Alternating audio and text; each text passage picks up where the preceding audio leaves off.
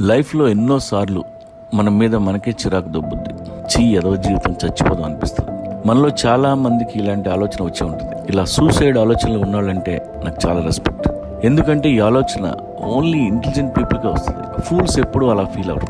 అందరూ అంటారు పెరిగే వాళ్ళే ఆత్మహత్య చేసుకుంటారని. No, you need guts to die.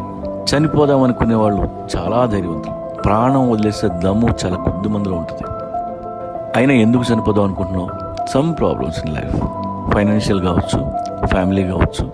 Responsibility తీసుకున్న వాళ్ళు మాత్రమే ఇలాంటి మనస్తత్వానికి గురవుతారు. ఇర్రెస్పాన్సిబుల్ ఎదవలకి ఇలాంటి ఆలోచనలు రావు. వాళ్ళు హాయిగానే ఉంటారు. చావాల్సింది వాళ్ళు, నువ్వు కాదు.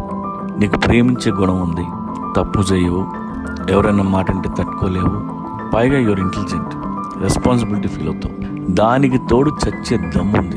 నీకు తెలుసా, ఇవన్నీ హీరో లక్షణాలు. నువ్వు హీరోవి. నీ బాధ నేను అర్థం చేసుకోగలను.